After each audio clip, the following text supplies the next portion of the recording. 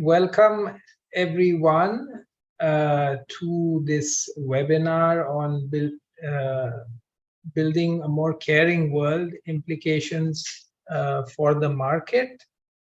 This is the third in a series of webinars being organized by the Baha'i Chair for the Studies in Development, Devi Ahilya Vishwavidyalaya in Indore, which seeks to stimulate reflection and dialogue on the vital importance of building a more caring society.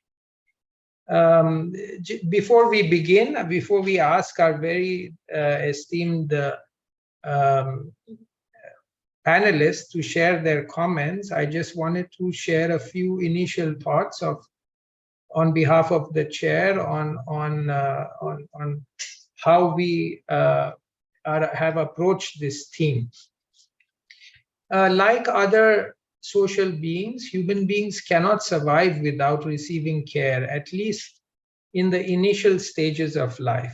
We constantly depend on the help, the nurturance, companionship, and support of others in our environment. Yet, despite its crucial role in sustaining life and developing human capabilities, the true value of care often remains unrecognized. While deliberations in the previous webinars in this series centered on the close relationship between the systemic devaluation of care and patriarchy and the role of communities in fostering caring relationships, the focus of this webinar will be on the need for profound change in economic arrangements to facilitate the development and expression of caring capabilities in individuals and communities. The crisis around the provision and access to care in our society cannot be fully understood or resolved without a profound understanding of the market in its modern capitalist avatar, which has become the dominant institution mediating the pursuit and fulfillment of almost all aspirations and needs, including those related to care. There is no denying that the market plays an important role in the efficient distribution and exchange of goods and services. Yet in a society that places singular emphasis on unlimited economic growth as the central process of social existence, the market assumes a dominant position among the institutions of society, and its influence pervades all aspects of individual and collective life. Historically, markets have been embedded within social relations and a region's cultural and ecological matrix. However, in its free market capitalist avatar, the market is posited to function as a purely economic entity disembedded from its social, cultural, and historical context. It is envisioned as an impersonal arena where buyers and sellers pursue their self-interest in a rational, calculated, and self-maximizing manner. The emphasis on self-interest and material gain has a profound influence on the values of society, reflected not only in popular culture, but also in policy frameworks and institutional structures. The ruinous social, moral, and ecological consequences of the reification of markets over many decades can be seen in a whole range of seemingly disconnected crises facing humanity, whether it be the increasing concentration of wealth in the hands of a few or the catastrophic degradation of the environment. In the context of care, critics have pointed out that the very nature of care goes against the cold logic of markets. Effective care work often involves personal engagement and emotional investment. It flourishes in an atmosphere of love, compassion, and patience. The increasing marketization of care, which turns it into a service to be provided for material gain, can distort the motives of the care provider and the integrity of the care process. Another important criticism of marketizing care is that it deepens existing social inequalities. When the market becomes the main channel for providing care, purchasing power determines who gets access to care, how much, and of what quality. This, in turn, exacerbates existing inequalities.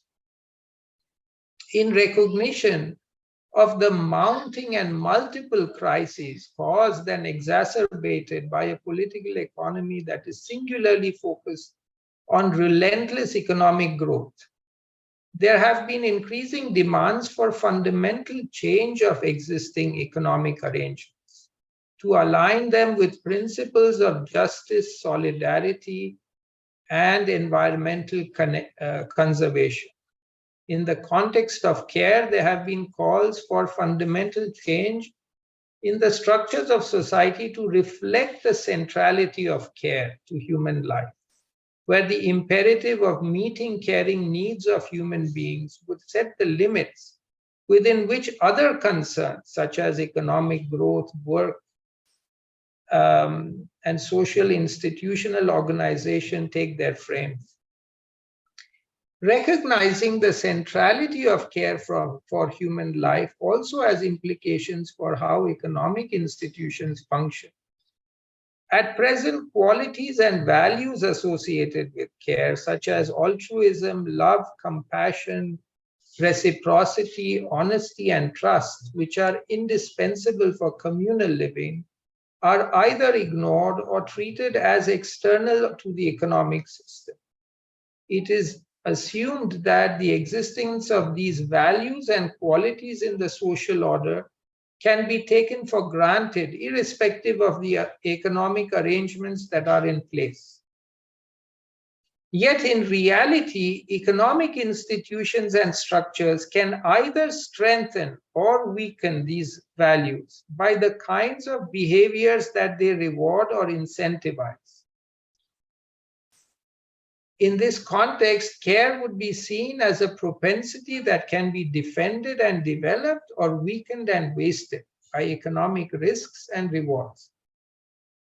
With these comments, I would like to open this webinar to the esteemed panelists who have joined us from different parts of the world. Before we begin, I'd like to mention that these participants for this webinar are joining us on Zoom as well as on Facebook, where the webinar is being streamed live. And the format of the webinar is we will have two panelists make their initial comments for around 15 minutes each. And following that, we will have some time for discussion and taking comments and questions from participants. And again, after the third and fourth speaker have spoken, we will again have time for discussion. So I would like to request our participants to please make a note of their thoughts, their comments, their questions, and to post them as the webinar is going on the Q&A box that you have access to. So friends, I would like to request our first speaker for today, Dr. Dipa Sinha, to please share her comments. Dr. Dipa Sinha is an assistant professor of economics at Ambedkar University in New Delhi.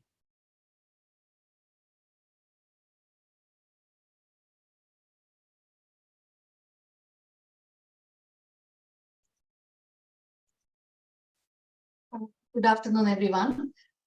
Thank you. I didn't know I was going first, so I hope I'll try and speak in a way that I'm being first. So broadly, I mean, although the topic says implications for the market, I think like we heard in the introduction, there is a lot where the market fails as far as care goes.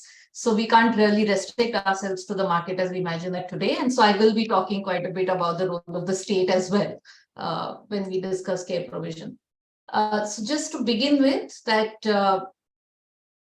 when we look at what does care work mean, looking at one ILO definition in its report, there are two overlapping activities that we can think of as care, both direct, personal, relational care activities, where you're taking care of another person, or it could actually even be an animal, or feeding a baby, nursing an ill partner, and so on, as well as indirect care activities such as cooking, cleaning. And we do know, although I don't have the breakup data here in the presentation today, that a lot of the time that women, particularly in countries like India, spend on care work is on what are called indirect care activities, such as cooking and cleaning, which leaves them very little time, not just for paid activities in the market, but also for exclusive care activities. So often you see that care activities are where you're taking care of a child or an old person is also done simultaneously along with multiple other activities. I think it's quite well understood now, and again, we've had two webinars before this one where this was discussed, that care should be a social responsibility, although it is often left to the family, and even within the family, it's mostly women in the families on whom the burden of care work falls. And again, this is not just something that is characteristic only of poor countries, but across the world you do see, although the ratios differ, that women take on the burden of care work much more in terms of the time they spend on it compared to men. Again, from the ILO report, it's seen that women perform 76% of the total amount of unpaid care work, which is 3 times more time than men. If we look at this for India, it becomes 9 times more than what men spend. So it is work that has to be done. Again, something that we heard in the introduction. It's not something that can be avoided and neglected or something that can be postponed. It has to be done every day, day in and day out. And the whole social reproduction framework has looked at how this contributes to the economy and keeps the economy going as well. And the pandemic, of course, highlighted the importance of care work in many ways and made it much more an issue for public discussion than it was earlier. Like I was saying, this is just showing from ILO in different parts of the world where women spend much more time than men do in unpaid care work, which is the blue part. And like we can see, that is the case across the world. However, the ratios differ in different parts of the world. If we look at the Indian time use survey, we had the first All India time use survey in India in 2019. And what we have done here is to look at the different activities in which people participate, but we've divided the sample into those who are in the labor force and those who are not. And what I want to draw your attention to here is basically this figure, that whether women are in the labor force or not, more than 90% of them are participating in unpaid domestic services for household members. A large proportion of them also participate in unpaid caregiving services for household members. Like I said, this is lower because not all houses would at that point of time have somebody needing care. It would, if we reduce it to only households which have children or disabled people or old persons, this would be more. What is striking also is that there is no difference between women who are in the labor force and not in the labor force when you look at how many of them are participating in this activity of unpaid care work. Whereas in the case of men, it's much lower, and also much lower for men who are not in the labor force. This is again a reflection of economic status. It's not just in terms of participation, but also in terms of how much time women spend on these activities. You again find that, and I mean, there's a lot of interesting stuff here, but I'm just focusing on the unpaid domestic and caregiving services, which are the top two colors that we see here. Once again, women, whether in the labor force or not, spend much more time on unpaid direct and indirect care services. And of course, women who are not in the labor force give more time to this. And the direction can be debated on whether women are not in the labor force because they have the care burden, or because they are not in the labor force, they have nothing else to do and they're doing more household work. I think there's a bit of both. And it is true that this does become a barrier for the kind of economic, in the traditional sense, activities that women can participate in. So again, something where I'm sort of repeating what was said in the introduction as well. But other than the whole patriarchy angle of it, which has been discussed, feminist economists have been arguing for making care central to the economic agenda. And this is what today's topic is about. And what do we mean by when we are saying making care central to the economic agenda? I think the first thing for me is that care is not just something that is an afterthought, which is outside the economy, but thinking of care as part of one of those essential activities which keeps the economy running. And if we consider care this way, not as something which is an afterthought, but something from where we begin, then how would this reimagined economy look like? And how do we look at care and giving care services as part of the economy? And I do want to clarify here for those in the audience that by saying this, one is not taking away the relational or the emotional aspects of care, because that is a question that often comes about. So are you saying, just because we use the word economic, that are you saying that a mother should be paid for taking care of her child? Without going into that discussion about wages for housework, but that's where care is unique, that there is this associational aspect. There is, of course, love. There is not just in the case of a mother and her child, but oftentimes even a paid nanny and the child that that person is taking care of, because that activity itself is something where that is involved. But that doesn't take away from the fact that it is work. It is labor, that it is something that therefore needs to be recognized as work as well. So not just recognizing the importance of care work. So not, of course, the importance of taking care of young children, of children getting adequate care, which is very important. And that has been kind of there, at least in the policy space, a little bit. But also recognizing the economic contributions of care work in terms of how, because somebody is doing this care work, the market is functioning, and I would say now even the state is functioning.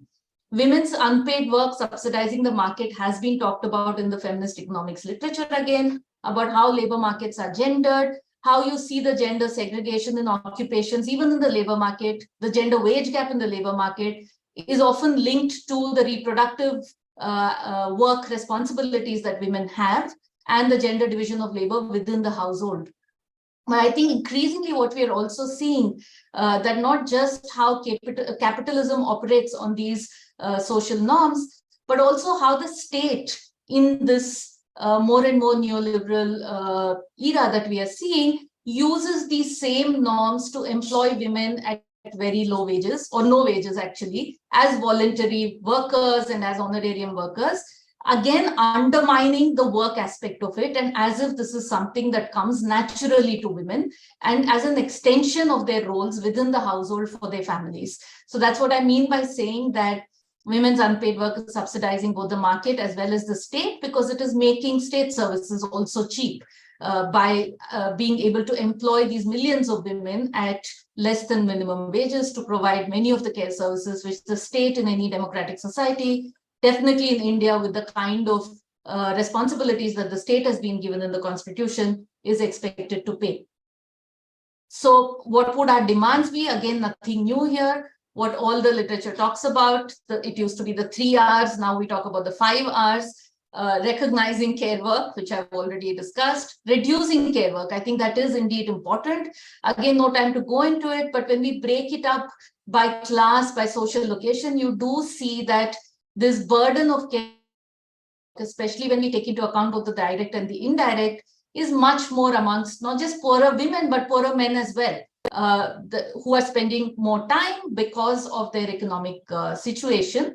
And also the absence of social infrastructure, not just again in terms of childcare services or elderly care services, which are very important, but also the absence of pipe drinking water, cooking gas, and all of this, which increases the burden of work. And what we mean by reduce is bringing all of that down on both men and women. And obviously, the burden is more on women, so it would come down more for them. And then redistribute. There would still be some work which is happening within the household. How do we redistribute it between the various, among the various members? The last two were what were added later, which relates to the point I was making about the state policies also, which is rewarding care workers, once again recognizing, and where care work is done as paid work, then paying them appropriately. And we must, of course, recognize, this has also been discussed, that even when it is in the market and when it becomes paid work, care work is undervalued and underpaid, both in the private and the public sector. And many ways, the public sector undervaluing it kind of contributes to the private sector also doing it the way it does it. And finally, of course, representing the voices of care workers in whatever policies are made. A point that I won't go into very much, but one of the things that I do think that in the context of this whole the unpaid voluntary workers, the Anganwadi workers and the Asha workers in India, if you would ask me what is the one positive thing coming out of these women being employed despite their very poor conditions of work, I think is the fact that it has provided another opportunity for women to collectivize. We have seen that in the last decade, if you see some of the most progressive, effective, as well as inspiring campaigns where women workers have collectivized as workers and demanded for their rights, it has been care workers working in who are called scheme workers in our country, in the midday meals, in the health in Asha and Anganwadi and so on, which also I would argue contributes to making the economy more decent in some ways. So care is absolutely essential, and without adequate production of care, this is what ILO is also saying now, that unhappy, unhealthy societies is what we have, but also economies, like I've been saying, that are not resilient. And you cannot have a population which has grown up without adequate care, which is malnourished, which is not got quality education because we have not invested in it. And of course, it's underprovided in many parts of the world. So making an argument for care then that also relates to this other big economic challenge that the whole world is currently facing, which is generation of employment. And even if we look at it in that context, with technology replacing a lot of jobs, I think this is one sector which is firstly underinvested, not having enough people providing it, and an area where, like we've been saying right from the beginning, given the relational aspect to it, hopefully something where you still need human beings doing this, and that taking care is not replaced entirely by machines. So it is an area where jobs can be created. The ILO estimates that almost 300 million jobs can be created by 2035, and that it also estimates that a large number of these jobs would be taken by women. This is again an important conversation that we need to have in India, where increasing the female labor force participation has been a huge challenge. So of course, it's not on instrumentalizing women's work, but this could, increasing care provision could kind of contribute to addressing the employment challenge, particularly the employment challenge of women. Another unexpected source from where you see a push for care services expanding is the World Economic Forum. In its report on jobs for tomorrow about a few months back, they estimated that 40% of all projected opportunities in emerging sectors will be in the care economy. And here they look at the care economy as childcare, elderly care, care of the disabled and the sick.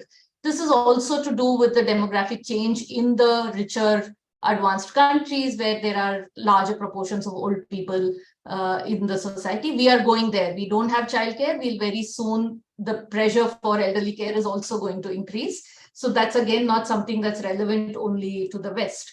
So there is this huge employment creation possibility, but we must make sure that this employment that is created is also creating decent jobs. And that in a country like India, I think becomes very important to keep saying it while we are talking about creating employment within the care sector. So coming back to what I was discussing, there are, firstly, I don't need to give other economic arguments for why any work should be decent and basic conditions.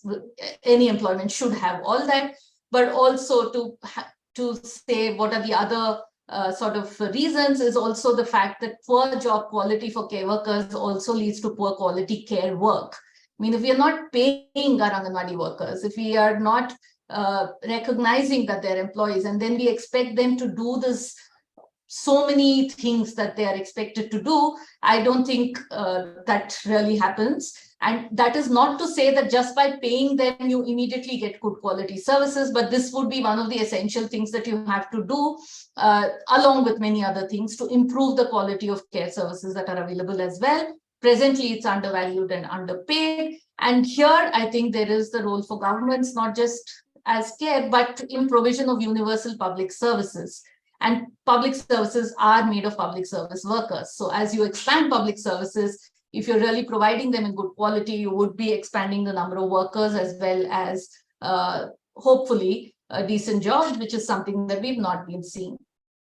So expanding care services contributes to the entire economy. Just summarizing the different points that I've made. One, that it creates jobs, especially for women. Two, that it reduces time poverty for women, makes them available for employment. These is just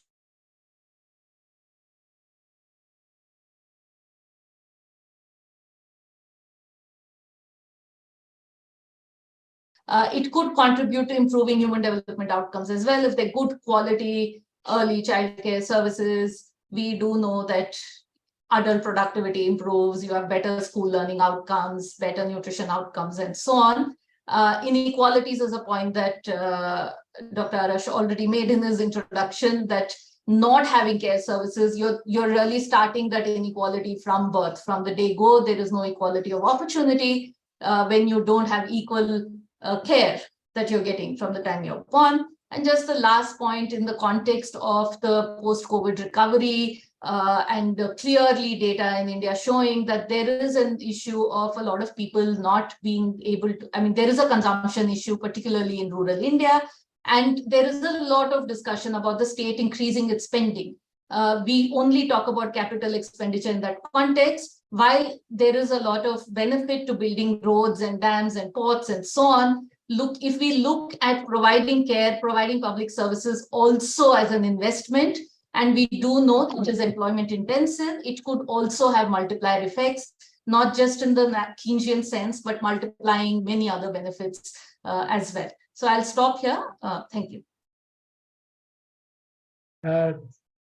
Thank you so much, Dipa, for this excellent overview of the subject that we are discussing today.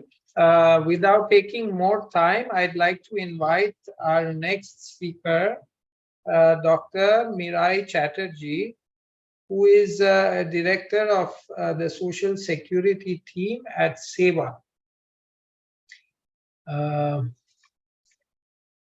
Would you like?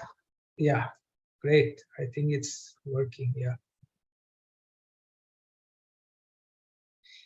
And also, I just wanted to remind our participants to to send their comments and questions in the Q&A box.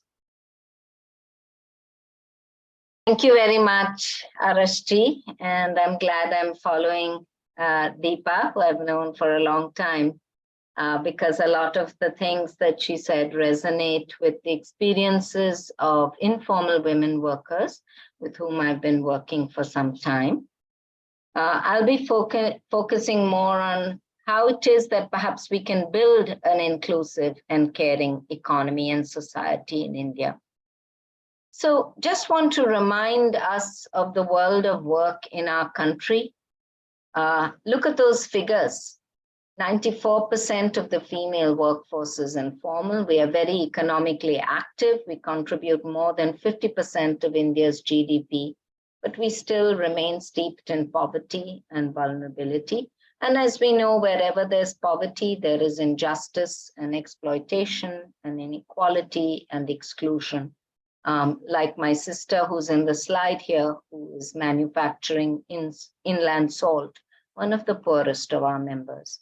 And it is to address these inequalities and injustices in our society and economy that our late founder Ila Ben Bhatt founded the Self-Employed Women's Association as a trade union, perhaps one of the earliest trade unions of informal workers in India 51 years ago now. And today we are a national union of 2.5 million. And as you can see, it's not just organizing into a union, but one of the key, if I may say, contributions to the discourse and to the lives of poor women has been the creation of membership-based organizations, or what some call horizontal solidarity organizations, based on democratic principles, inclusion, no one left behind. And obviously by Gandhian values, which apart from truth and ahimsa, nonviolence, would be sarvadharam, equal respect to all faiths, swadeshi, promoting local employment, Swaraj. So inclusion in the very essence of what we do and why we organize. Just a quick snapshot on who our members are. And it's not just SEWA members. Broadly, the informal women workers of our country can be categorized in this way. And obviously the largest are the manual laborers, mainly small and marginal farmers. This country's farmers are women. And the next large chunk would be home-based workers. So it is to right these injustices and wrongs that, as I said, Ilaben began organizing informal women workers really when they were invisible and no one much bothered about them. And I'm sorry to say, not even the formal sector trade unions. She often said there was no blueprint, but just by trial and error and by organizing women into unions and cooperatives, listening to them, their needs and demands, this is what we've come up with, that these are our main goals. Full employment and self-reliance. And as you can see, it's a composite concept. It's giving the basics of human life and dignity to all our sisters, all our fellow citizens. So I'm going to speak to one of the solidarity organizations. There are many. So this is one that I'm involved with. And the reason I chose to focus on this is that I think that it offers lessons, it offers an alternative approach to the current economy and social system, an alternative to capitalism, through solidarity, through decentralized organizations led by the poorest, and in this case by women. And as you can see over the years, the SEWA Cooperative Federation is just over 30 years old. Several organizations focusing on certain economic activities where the mass of women are concentrated have been created. And I'm happy to say that of the ones that have survived and are active, about 88% are financially viable, which means that they're providing regular work and income and some basic social protection to their members, who are the shareholders. The members are the users, shareholders, that means they're the owners, and they are the leaders and managers. One of the things we learned, if we want to create a caring society and stand firm in the marketplace, is the need for a women's enterprise support system.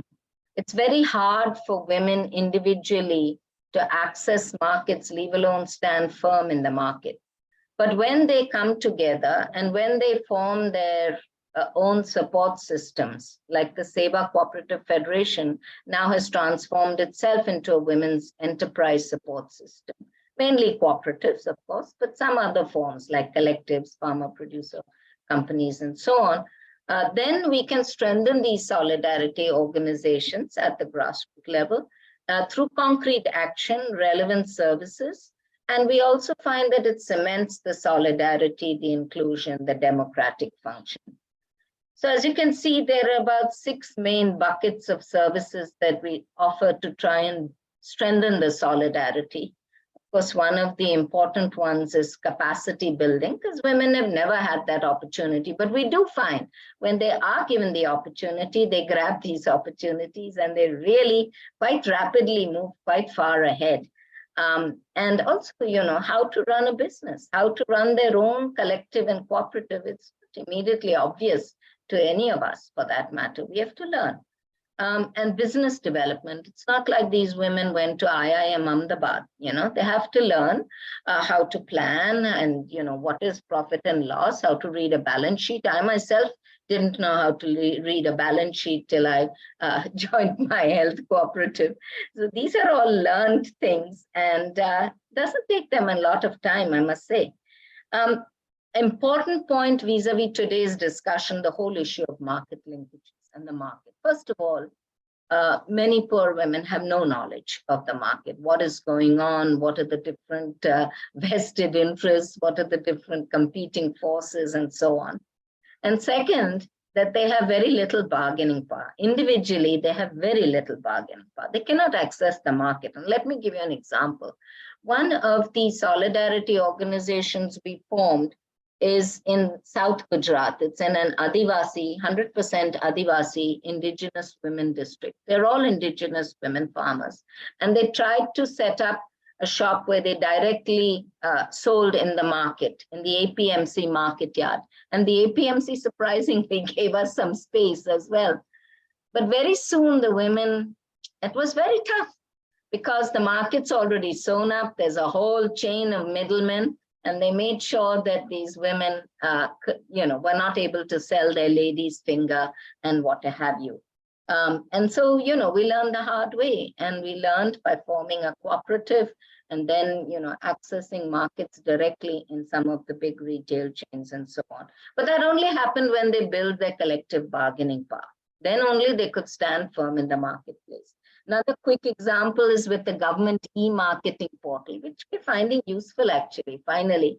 But in the beginning, not only did women not understand how to, onboard on this portal, but some of our products were sort of put in weird categories, like our Ayurvedic formulations were put in the artisan category, much to our surprise. So we had to work with the government people to change this. And still our sisters need a lot of hand-holding, but it's improving all the time. So, market linkages we may have at the macro level, we may have on paper, but the point I'm trying to make is that a huge amount of facilitation is required, which is part of the work of building these solidarity organizations. Financial services, obviously, is a very obvious one, except we would include insurance, pension, financial literacy, and so on. And then research and communication, because of course, as we all know, women remain invisible. Nobody even knows they exist, much less about their enterprises. So what have we learned all these years? I thought I'd put together, there's lots to say, but a few key things which are relevant perhaps to the discussion of today. I think they have implications for the market, for the society, for the economy, and as I said, as an alternative to the current capitalistic model. I think the most important thing we have learned is the absolute and key importance of organizing into collectives, cooperatives, call them horizontal solidarity organizations, call them what you will. But these are organizations which by their nature, by their very constitution, because these are all registered legal entities under the laws in India, under the cooperative laws. And of course, there's a lot of difference. Gujarat, Maharashtra might have better cooperative laws than Madhya Pradesh, Bihar. But whatever, we have to proceed as per the laws. And the laws enshrine democratic functioning. Of course, they do or don't. That's another question. But it is in there. It's one woman, one vote. It's inclusion. It's shareholder power, and so on. Also, for the first time, through organizing and through their membership-based, value-based organizations, women get voice, visibility, and validity for the first time. And I would argue here is where, as a society, we are falling short. Who will do the hard work of going out there and organizing people across caste, religion, ethnic, linguistic, geographic lines? This is not a small work. This is hard work. This country must be one of the most diverse on the planet, and joining people like this is no mean feat. But we've seen over the last 51 years that not only is it possible, but it spreads like wildfire once the idea catches on. I think the second thing I'd like to say is that, organizing around work is critical because this is common across castes, religious minorities, ethnic groups, and so on. But with social protection, social security, as we call it, our women put it nicely. They say they're two sides of the same coin. And this resonates with what Dipa said, the importance also of social protection. The third is capacity building, which I've already mentioned, but I want to stress our experience is that change happens when women lead, particularly at the grassroots. I mean, everywhere, but particularly at the grassroots, because they are transformed. They are transformed by their solidarity organization. They are transformed when they're given a chance for leadership, capacity building, and so on. Of course, they need a lot of support, and as you can see in the slide, mentoring and so on. But many of our leaders, and also second, third, fourth generation now, have become very capable leaders and managers of their own organizations, cooperatives, collectives, and so on. And then, most importantly, the enabling environment or the support architecture. Already I've mentioned the importance of access to financial services. One of the things we have been saying to our government is you have to change the way, you have to change your lens, the way you provide financial services to people at the grassroots. There are big pots of money sitting in the National Cooperative Development Corporation of India and so on, but they service the big cooperatives, the Amuls, the Kripkos, and the IFCOs. But what about those who need 3 to 5 lakhs or 10 lakhs working capital? How do we reach them?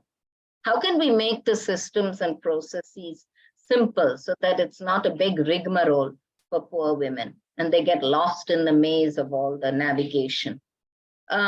Capacity building, I've already mentioned. I haven't mentioned digitization.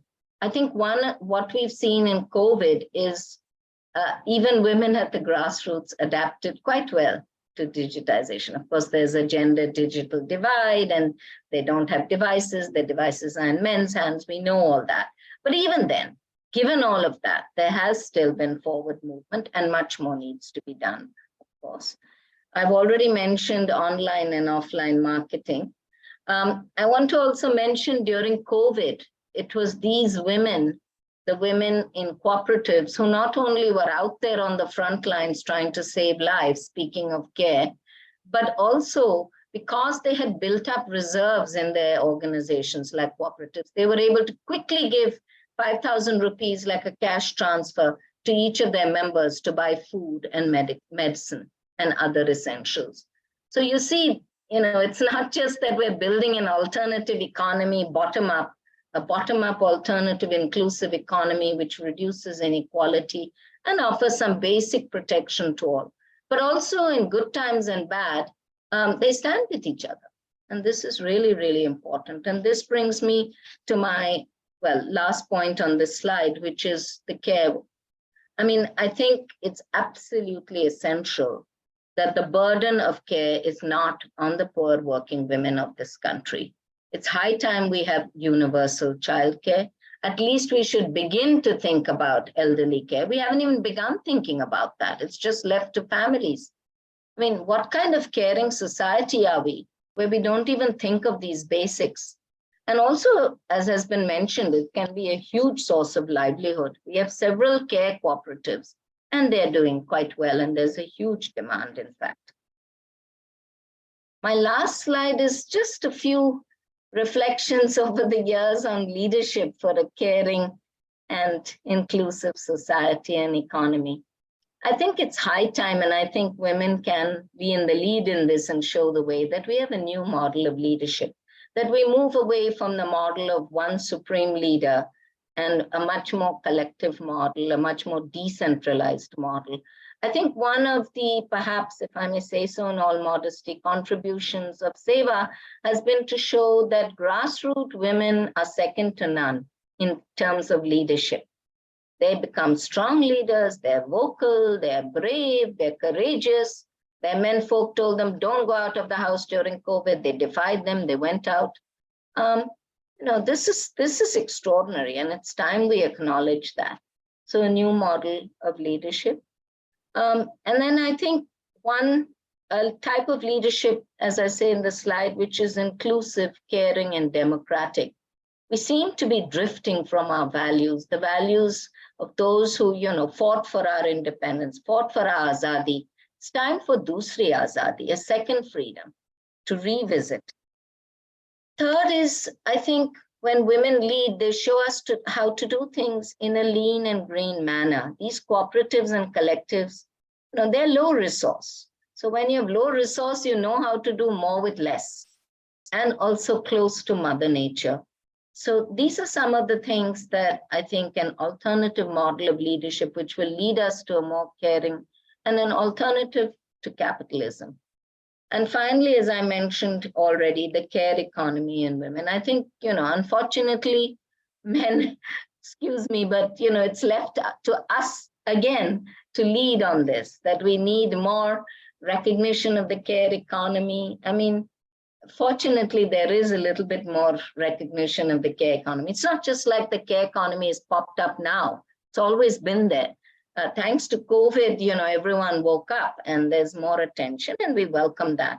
But I think women need to take the lead on this and say enough is enough. We need redistribution. We need recognition of care work, universal childcare, both as a service and a source of livelihood. We're ready to take care of our societies, but recognize us and also reward us for it. And as I said, we also need to think of the elderly. Thank you very much.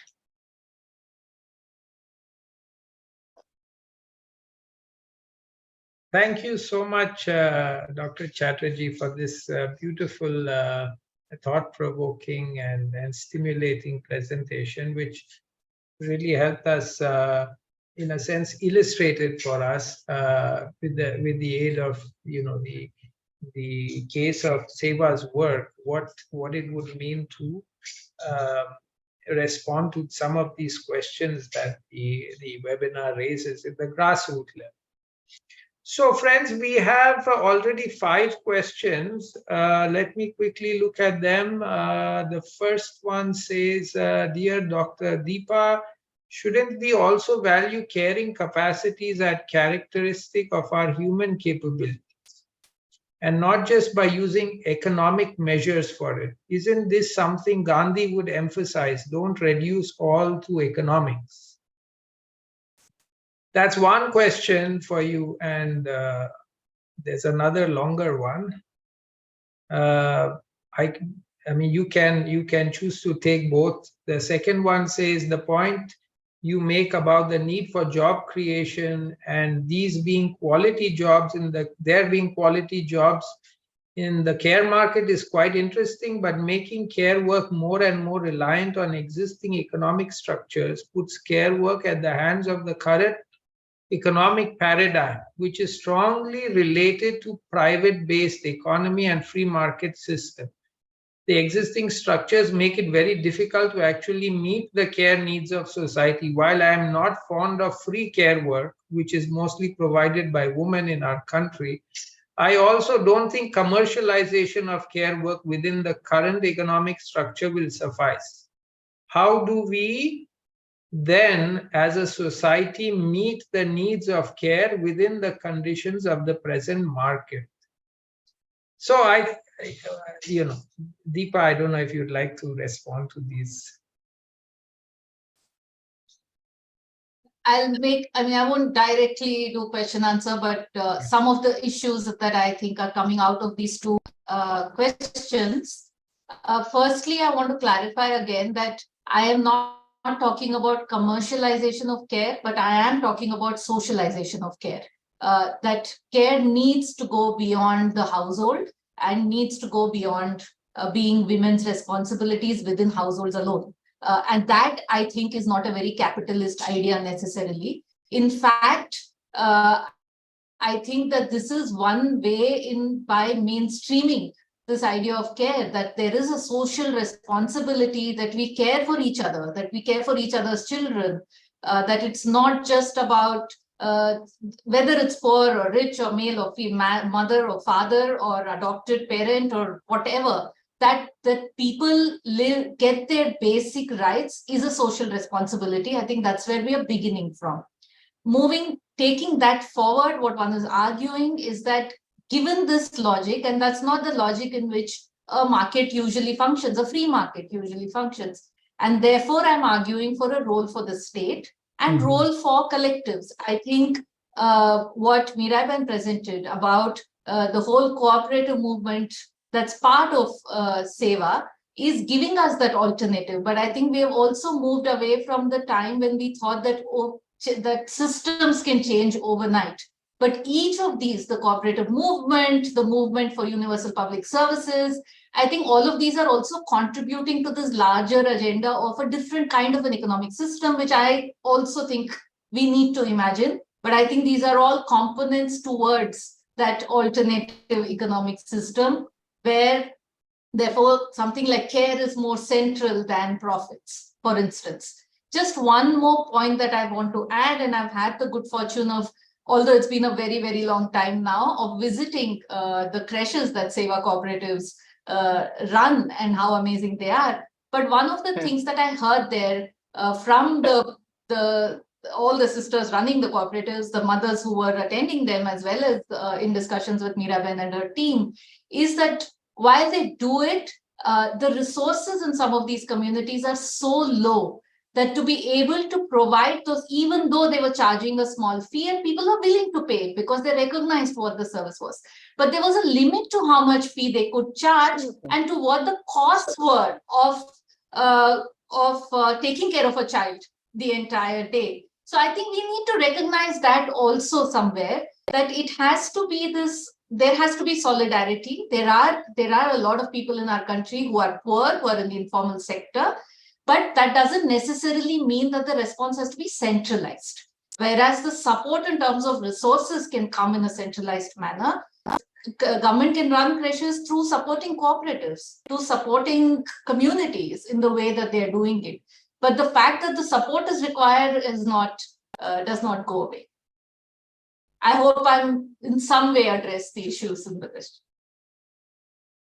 Thank you so much, Dipa. There are 3 questions for Dr. Chatterjee.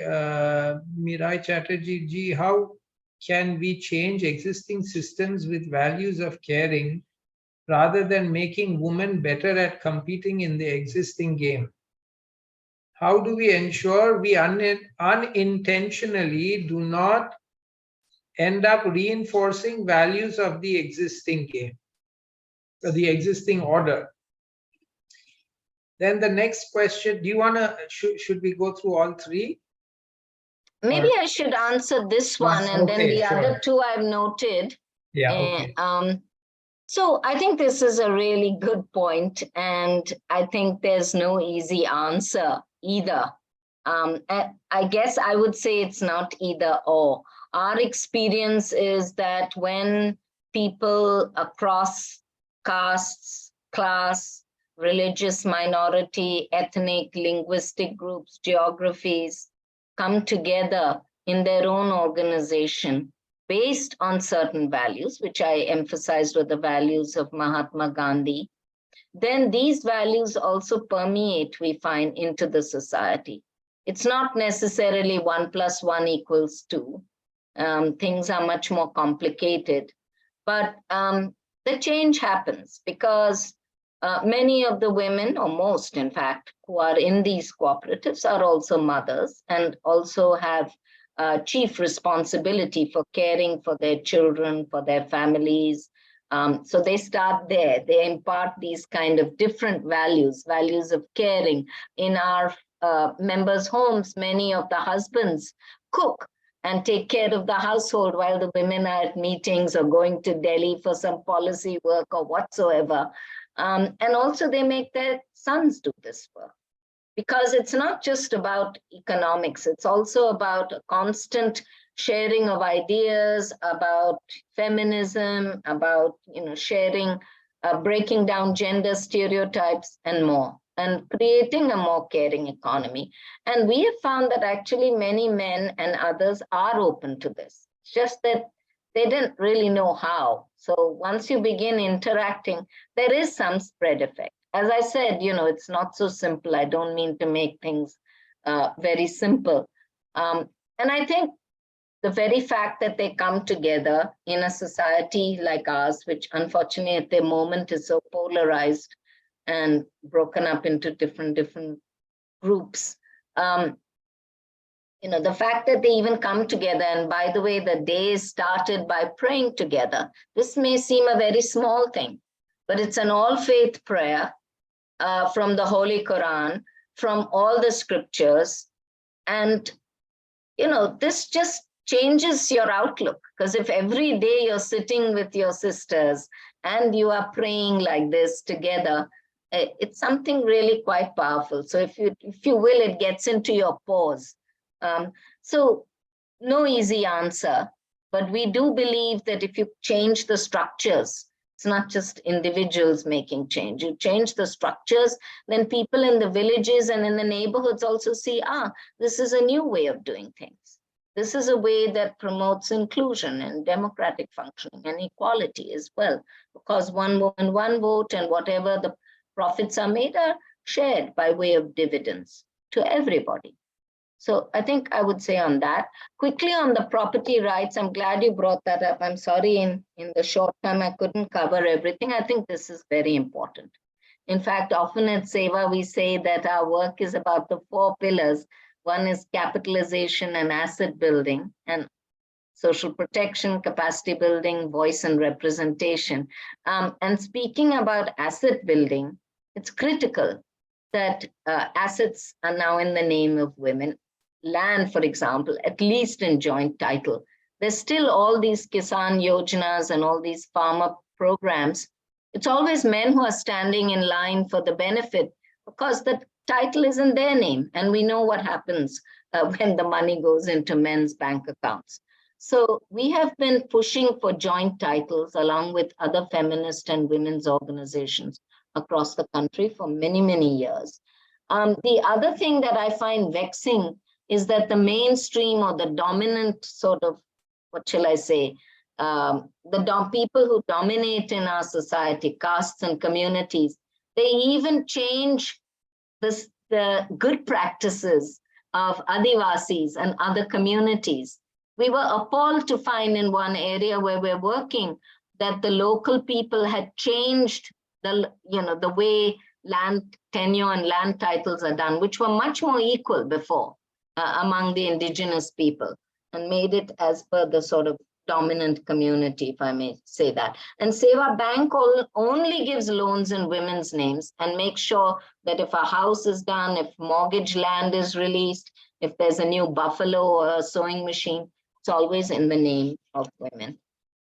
And quickly on the care cooperatives, again, there's always more to say and less time. But actually, the way these care cooperatives came up was because there was the absence of childcare. In fact, SEWA's childcare cooperatives predate the integrated child development scheme. In fact, they contributed to that and many other schemes, creches and so on. So, if you're denied financial services 50 years ago, you form your own bank. If you're denied insurance, 30 years ago, you form your own. What can you do? Women come up with creative solutions, and one of these was forming their own childcare cooperative. And in no way does it mean that the government is off the hook. I fully agree with Dipa that the prime responsibility and the stewardship has to be with the government for care, like childcare, for example, and even elderly care, which we haven't even begun thinking about. But it was the absence of these that made women come up with creative solutions. Similarly, our elderly care cooperative, because it's both a livelihood opportunity, it's more for middle class, but it's a livelihood opportunity. There was a demand, there was a need, and women are getting good employment with social protection by servicing other people's families. And it also breaks down stereotypes because most of our members are Dalit and they go into homes. In the beginning, there's reluctance, but slowly, there's sharing of food and water. And so slowly, these things change. I think we have still to do a lot on disability, sick persons, those sorts of things. And as I said, I think the government needs to step up. It's not a huge cost here we're talking about. There are low-income ways of doing things. But, we found it has a huge impact on women's work. For example, just by offering full-day quality childcare, women's incomes more than double. So, if we want to build an equal economy, we know what to do. Why aren't we doing it is the point. Thank you.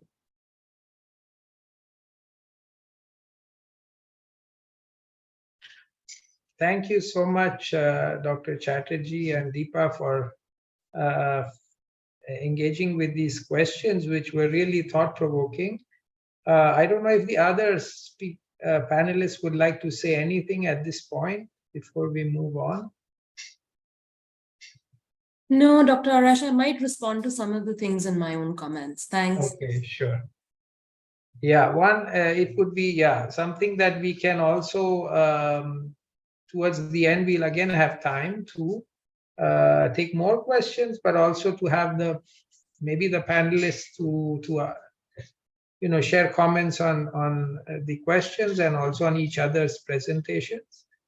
So not to take more time, I'd like to now invite Dr. Shrayana Bhattacharya, who is a senior economist with the World Bank, to please share her comments with us. Thank you so much. Firstly, I should start. Unlike Mirai and Dipa, I will not be speaking on behalf of the institution I work for. My views will be personal, and they will draw, of course, on a large array of programs that I've been managing, particularly around women and economic empowerment at the World Bank. In my previous avatar, actually, with think tanks, doing projects with SEWA, in fact, which is where I cut my teeth and I started. And also a book project where I followed the economic lives of women from different class backgrounds for 15 years. It was longitudinal work. So I'll sort of pull all of this together in my comments. I don't have a presentation, but I wanted to make 3 points, and I think they might resonate partly with what Dipa and Mirai was saying, maybe foreground some of what Bradley might say next, and also respond to some of the comments that I think we were seeing. So I think the first question, in my book, I actually describe, people keep asking, what is the economy? And I think the most peopled understanding of the economy that I have, based on these conversations for 15 years with women across the country, is men earn money and women earn love. That's the economy. And what that means essentially is that we have come up with an economic paradigm where the face of it tends to be men. And you see this in the statistics that Dipa mentioned. 80% of our labor force is masculine, is men. But women are working all the time. It's just that that work is unrecognized, underpaid, unvalued. I would argue that actually what's happened is we've created an economic paradigm where love, much like labor, has become a marketized commodity. And what I mean by that, and I don't know whether this was something that was being discussed during the patriarchy and care conversation, what I mean by that actually is so many women I've interviewed in extremely unhappy marriages or even happy marriages or happy families will say to me, and even men will say this to me, they will say, we perform sometimes the drudgerous parts of care, because remember, there is within care, we've been talking largely about childcare, cooking, cleaning. There's the functional parts of care, but there's also the more transformative, empathetic parts of care, which is actually giving a person a sense of connection, empathy, raising and nurturing beyond just, sort of the nutritive elements of a person being a fully functional human being. And so many men and women will say to me, well, we perform the drudgerous aspects of care because of the language and incentives of love. And what I mean by that is so many women will say, I gave up my job because I wanted to stay at home and be the dutiful caregiver, right? Not perhaps because they thoroughly enjoy the aspect of that work, but because that is also what they think their families will love them more, appreciate them more. That language of love becomes a logic of incentive, right? And you have an economy where women will often say to me, I don't feel loved when I'm constantly working outside the home. In fact, I feel dejected. I feel unsafe in workplaces. I don't feel there is much care. And I think the world of solidarity organizations and mobilization that both Mirai and Dipa were talking about are very unique precisely because of this, because they try and create a more caring and loving workplace.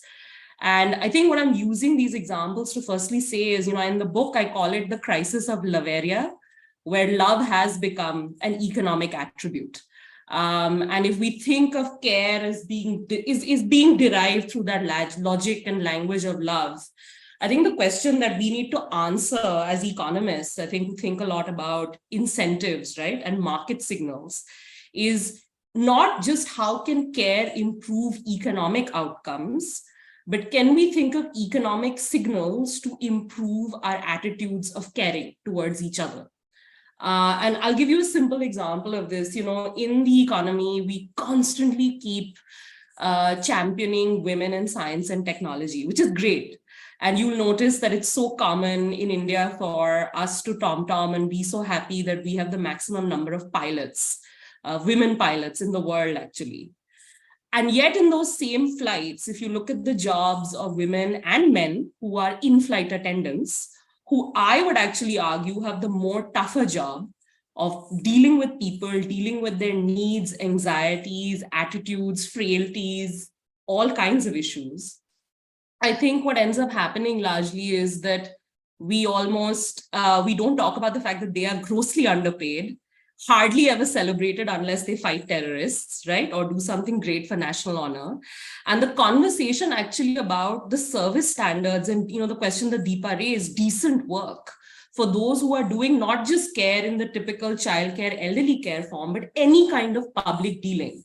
I would argue that any kind of public dealing involves a certain kind of empathetic connection with a human being, trying to understand what do you need and responding to that. Those jobs are just never discussed when it comes to sort of the big ticket things that we talk about when it comes to the economy. And so I think the first thing we can do perhaps to signal to our children, to the next generation, to ourselves as a society, that we value this kind of work is perhaps thinking very carefully and very closely about these jobs that attend to care and going beyond just the traditional conversation of domestic workers. Of course, focus on domestic work, but look at this large plethora of what we call service jobs, which men and women are involved in, where we don't ever talk about their needs, their requirements, the fact that they might actually, for example, need some mental health support to be doing the kinds of work that they're doing. I think we need to think very carefully about the sectors that we really focus on and focus a lot more on these service jobs. The second thing I think we could do, again, I'm just using the tools of economics to think through some of these issues. One of the things we constantly find, and so many people say this, is that if you live in precarious times where you are psychologically stressed, there's a lot of data coming out of behavioral economics which shows you this. If you're psychologically stressed, you don't know where your next paycheck will come from, you're unsure about your next meal, the likelihood of you thinking, number one, in terms of the long run, number two, perhaps about many other people beside yourself and your immediate family are going to diminish. It's not, it's not selfishness because people are selfish. It's selfishness almost because we are imposing selfishness on people because we're making their lives so precarious. In India, 50% of families, we know this from the data, hover near the poverty line. And this is a very simple consumption poverty line. It's actually, 80% are below sort of what we call in the World Bank, the upper middle income poverty line, right? Which is less than $5 a day. In that world, all it takes is one shock, losing your job for even a week or a few days, for you to fall constantly into poverty. And we've seen this especially coming out of the pandemic.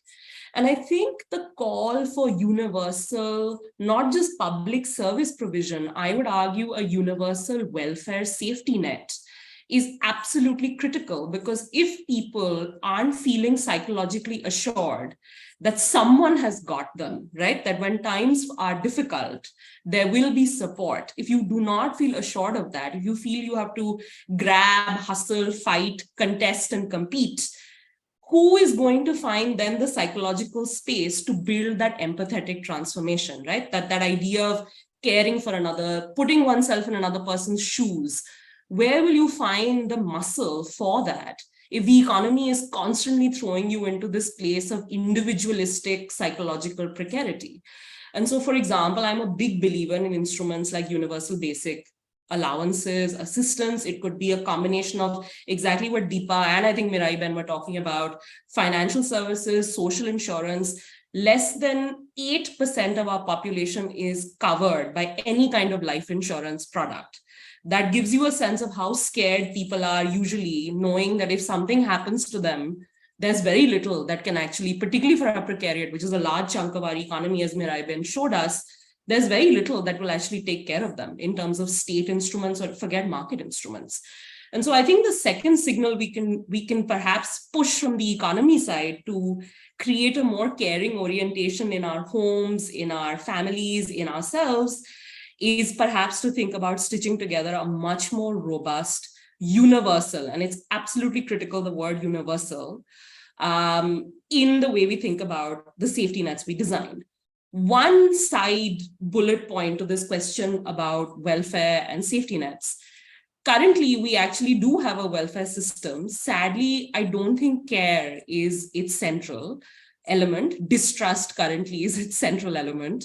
If you look at the way people, and right now I follow for my job, and I can see Dipa smiling, so is Mirai Ben, anyone who has followed, and any individual, by the way, this could even be a businessman in India trying to access a loan for a small or medium enterprise company.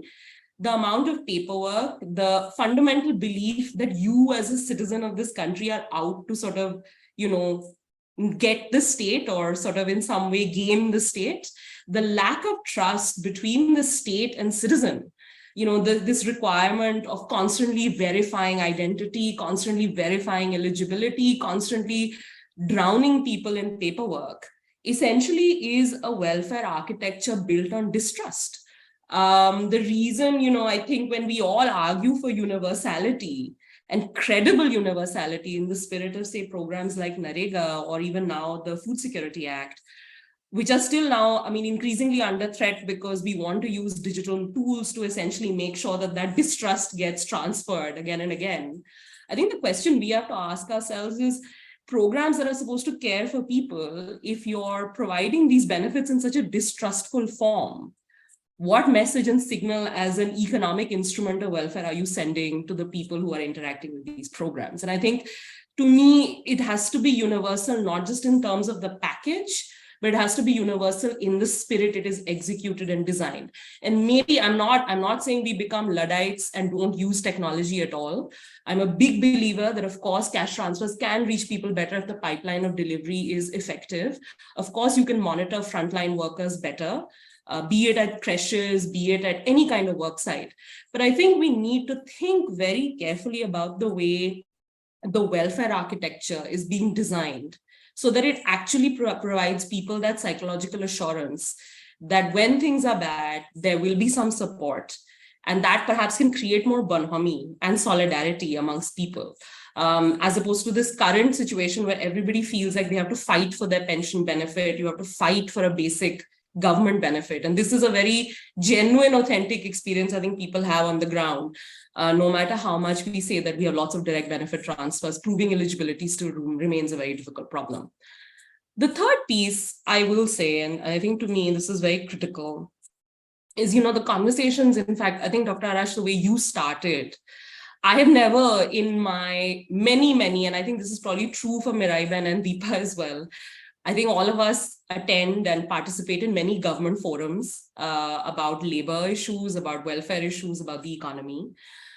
It is very rare actually to foreground care in these conversations. And I think part of it is that right in the beginning, that very people definition of the economy I provided, men think about money. It's very feminine, sort of, the weaker sex thinks about weaker things, right, in the economic elements. And I've noticed, each time you bring up care, it's sort of seen as this, someone sort of offering platitudes, and then nothing very credible actually happens, right? Immediately after, because it is seen fundamentally as not an economic issue. And I think this is where a lot of the arguments that, and I can understand the questions coming in saying, well, why do we want to put care within the dominant economic paradigm? The reason is precisely because it's been so forgotten in the dominant economic paradigm that you have to make these arguments consistently. And I think that's what Dipa was saying when she was responding to some of those questions. But I also think there has to be a very deep reflection on the way decision-making systems are designed. So, in the 5 hours that Dipa put in, I'd like to add a 6th hour, which is redesign. And we have to redesign the way, and this sounds very broad, it's difficult to do, but I think maybe things like the Women's Reservation Bill, these are opportunities for us to think about redesigning, repopulating the way we make decisions around what the economy should look like. For example, and Mirai will sort of echo this, currently only 10 states out of 31 have a minimum wage for domestic workers. Forget the fact that, do these states even track or monitor this? Barely very many states recognize home-based work as work. And the question is, it's not for the lack of solidarity organizations or economists and various people trying to constantly make petitions to the way the economic decision-making machinery works. There's enough evidence to suggest you should recognize these kinds of jobs, you should legislate for them. But there is a cognitive map that currently dominates economic decision-making. And that map believes pilots are more important than in-flight attendants. Let me just, I think to be cute about it, but I want to sort of give you that example, and it is there. There is this fundamental belief that certain types of jobs, certain types of areas and sectors just have more worth and value. And sadly, unless we don't start to change who is making those decision-making systems, who is in those places of decision-making systems, I think each one of us will probably have experiences of work with a different kind of bureaucrat, with a different kind of orientation, you will start to see different results. It does happen. And I think there is a question about who and how is designing these economic decision-making systems, who is in them. The data on the number of women in board memberships in India and like top companies is abysmal. India right now is in the bottom 5 when it comes to men participating even in decisions on care within households. This is as per the same ILO report that Dipa was quoting. And I think given that the economic decision-making systems within households within our country, unless we don't start to change how we populate those, I don't think we're going to send the right signals around care anywhere. I think we'll end up in this equilibrium of platitudes, which is where I think currently we're stuck. So to me, I think those are the 3 points, which is, one, I do believe that the economy can send the right signals to create more caring orientations and more caring human beings. I do, because the economy is a social construct. It can send social signals, it is embedded, and it can actually start to impact and set up incentives for the way human beings treat each other. I think within that, then the question is, what types of jobs are we giving higher wage and market value to? And I think this is the point that I think Mirai and Dipa were making about wages, decent work. But it's not just domestic work and functional care work, it's care work, which I would actually argue broaden it out in service jobs in general, right from gig workers to everyone else I mentioned. Second, recognize that a universal, a credible universal, not a distrustful universal social protection net is absolutely critical in reducing some of the psychological precarity and vulnerability that people are facing to allow for actually more healthy human conversation and connection. I think that's absolutely critical. Right now, we have too many people feeling like they have to hustle every day. And it's creating extremely selfish, and it's a kind of individualism that we're almost triggering and sustaining. And I think we need to have a very hard conversation about how do we redress that through welfare. And the third, I think, has to be the fact that these decision-making systems have to be radically redesigned in terms of who is present, the diversity, the voices, and even the way the decisions are made and at what level. I think Mirai made that point about not everything being centralized, supreme leaders, but much more decentralized. I think thinking through how that decision is made, who decides what work is of value, I think that will at least create for more transformations in the way the economy starts to value care. And I think eventually individuals and households do as well. I'll stop there. Thanks.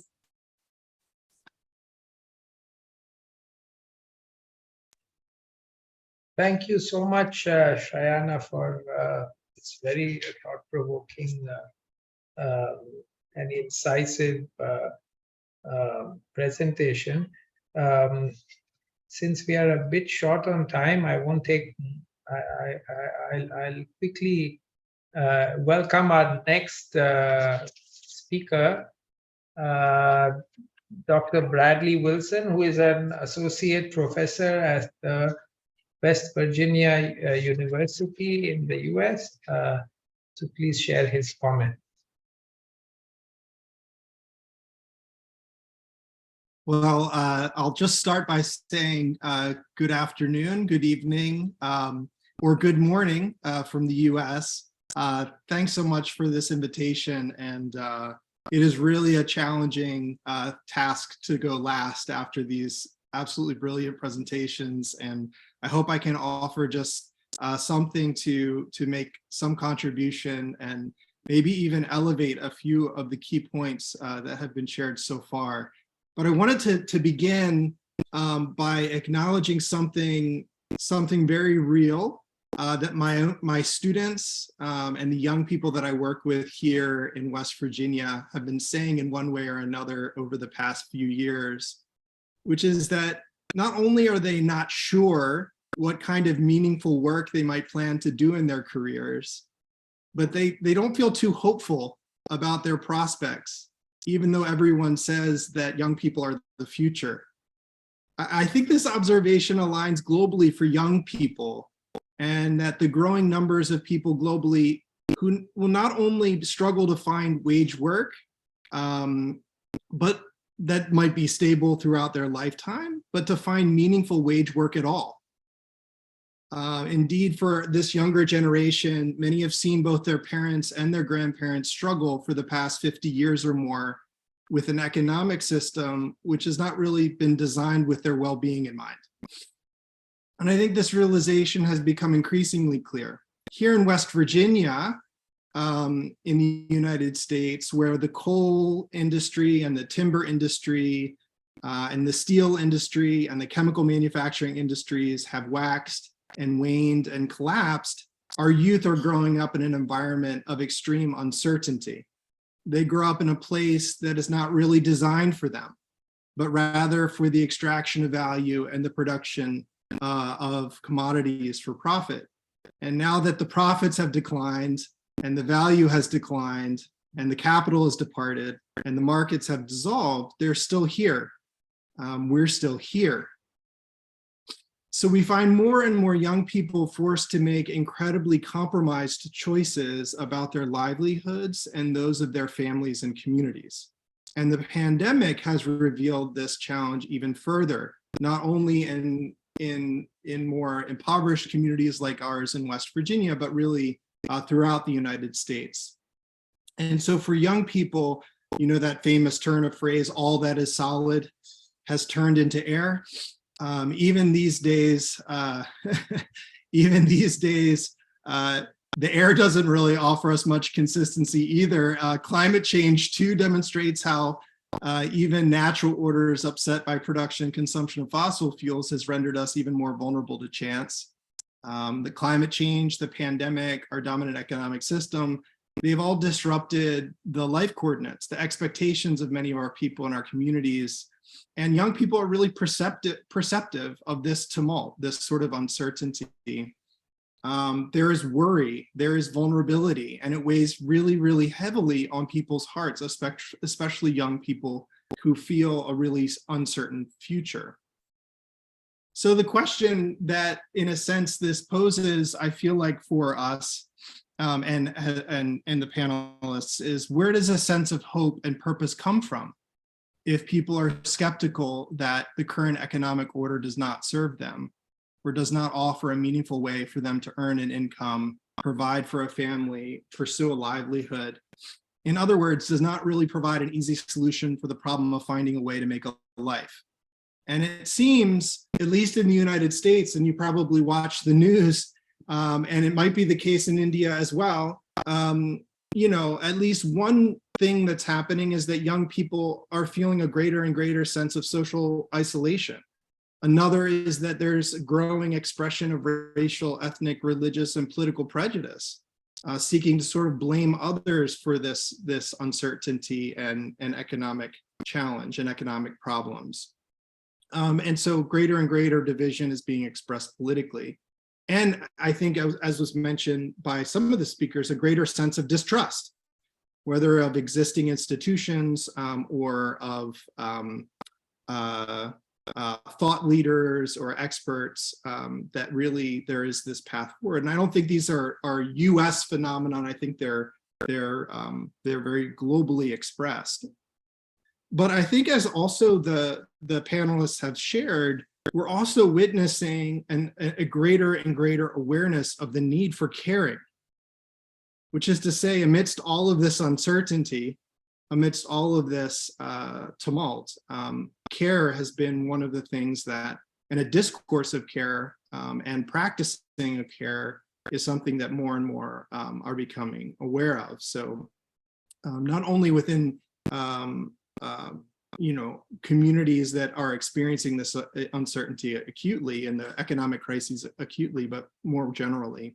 And I think more and more young people are engaging and thinking about how they want to create a different kind of economy in which care is at the center. So some of the questions that come to mind are, what are those resources of hope within uncertain times? How will we redesign? And who will redesign, I think, is a question that's come to the foreground. And I think one that's very clear is that women and young women in particular also need to be central in the process of redesign. And to utilize a language that was introduced by Dr. Chatterjee, how might we build this support architecture for this other kind of economy to emerge? So one of the comments that emerges from the paper that Arash had shared with me in advance, this really, I thought, thoughtful comment, which was the path toward a more just and caring economic structure would require new learning on a massive scale. And of course, we're just this small group here having this conversation. I think there's 25 or 30 folks maybe engaged and more on Facebook. But I think this question of how we would chart a path of learning is really crucial when we're thinking about what kind of economic systems or structures or principles we would need to transform so that reciprocity, love, trust, generosity might be realized. And then another term that is introduced is the concept of social experiments. And I think that what is meant by this idea of a social experiment, and what I would like to throw out, is not so much not social engineering, but more open experimentation in creating other kinds of alternative futures. And I think that we're hearing some of those examples here today. Not only experiments in practice, but also experiments in thinking. And so I just wanted to share a couple thoughts on this from our vantage point here in West Virginia,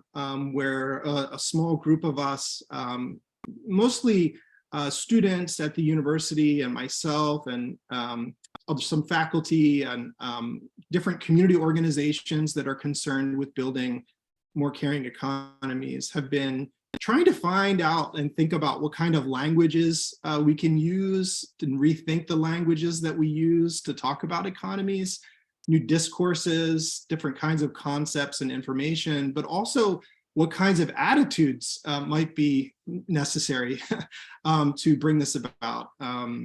And how could we, as a university center or as a group of concerned, this concerned group of university folks, how could we support these experiments in economic cooperation, like the ones that Dr. Chatterjee and SEWA are practicing, or others that emerge at the grassroots here in West Virginia as communities confront these massive economic changes and economic decline. And some of that might include things like how we would go about supporting not just organizing, but organizers and those who are trying to organize, and supporting capacity building and grassroots leadership, and to create and support an architecture, a living architecture, both in terms of addressing the social security issues, which we have been very engaged in West Virginia over these last many years. In fact, some of the most, I feel like, successful work that we've been able to do is to advance really protections for social safety net in West Virginia, whether that's improving access to food security benefits and assistance, and other forms of social welfare assistance. But again, what would an educational support structure look like to help support that architecture? And so in West Virginia, both as an associate professor, but also as the executive director of the Center for Resilient Communities, we're really trying to learn how to direct the attention of higher education in the US towards this more experimental approach towards supporting the building of what might be called solidarity economies. And we've used this language of solidarity economies even more commonly than a caring economy to try and think about how solidarity plays a role in creating different kinds of economic futures, obviously both historically, but also how can we think about solidarity and the forging of bonds and obligations and mutual assistance in our work at the community scale in support of initiatives that bring about a better quality of life and material well-being. So a solidarity economy approach, and I'm just going to give you a quick definition of what this is. Again, this is some of the language and discourse that we've been engaging with here that might be useful in this conversation. But Ethan Miller, who's a dear friend and colleague, back in the mid-2000s wrote an excellent paper sort of fleshing out the concept of solidarity economies. And he says that solidarity economies approach begins from a core belief that people are deeply creative and people are capable of developing their own solutions to economic problems, and that these solutions will look different in different places and contexts. And therefore, the solidarity economy approach seeks to make existing and emerging alternatives visible and to link them in mutually supportive ways. The core idea is simple. Our alternatives are everywhere, and our task is to identify them and connect them in ways that build coherent and powerful social movements for another economy. In this way, solidarity economy is not so much a model of economic organization as it is a process of economic organizing. It's not a vision, but an active process of collective visioning. We find this really inspiring, both in terms of the concept of like getting away from the idea of models, which is, and really thinking much more about how we unlock the potential of young people through a process of learning how to organize and also how to collectively vision. And this creativity, focus on creativity as well, is very crucial, again, in the context of uncertainty and in some respects of loss of faith or hope in the present circumstances. Having conversations with young people and creating processes where they feel agentive and have a sense of agency, the ability to actually respond to the present situation when it seems like both capitalism and climate change are unchangeable, I think is really, really crucial. So unlocking this conversation around creativity and also the practice of creativity is very crucial. So that's one thing. Another is that we have, you know, sort of concepts and ideas that we have been practicing with over the last few years. There's a particularly good book, maybe this is like Bradley's recommendation, Dr. Wilson's recommendation for reading, I don't know. It's called Take Back the Economy, an ethical guide for building community economies. And it's, you may have read the work of feminist economic geographers, J.K. Gibson Graham. They've been publishing for a number of years, really in this area of feminist economics, but also thinking about what a politics of a post-capitalist future might look like and how we might enact it. And so yeah, really challenging us to think about how much we center capitalism in our narrative rather than centering economic alternatives and a diverse economic activities, which I think young people, when introduced to some of these ideas around a diverse economy and seeing the care work in their families differently and understanding the value that's produced through that, mapping that and investigating that further and thinking about that, it really creates quite transformative understandings of what economy is. Another area is learning from communities that are practicing and building cooperatives, and those are not always, those are often histories that are subjugated histories, subaltern histories that are not always as much talked about. Even thinking about, for instance, in the United States and globally, I feel that when we learn about Gandhi's vision of nonviolent social movements, we learn mostly about the process of protest, but not so much about the constructive program and the nature of sort of how even,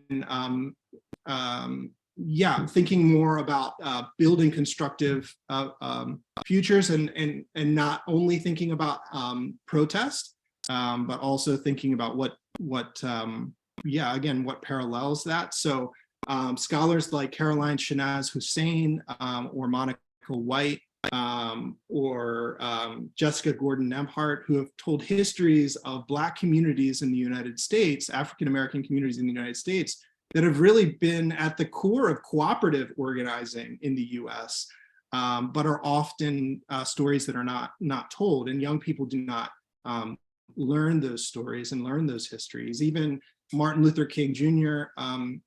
Had an economic justice program and a constructive program that he was promoting really in those years prior to his assassination. And so really learning from history about these different movements that are not just movements of ideas and principles, but where people are actually involved in the process of economic organization in different ways.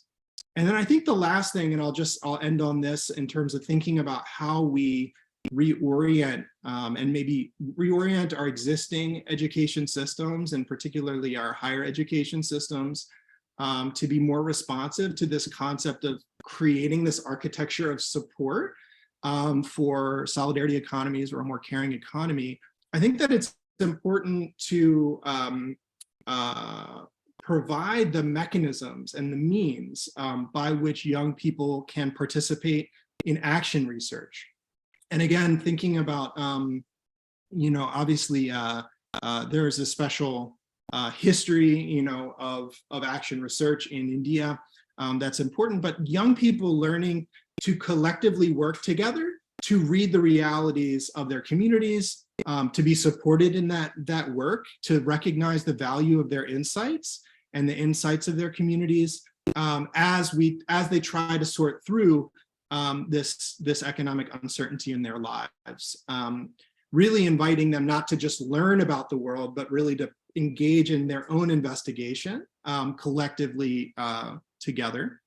In that process, what we have learned is that also learning them to work together on a common endeavor of investigation can yield really creative ideas that then young people can begin to practice and enact in certain kinds of ways. And at West Virginia University, the youth actually created a cooperative and began to create their own business out of one of these initiatives. And I'm happy to talk about that more.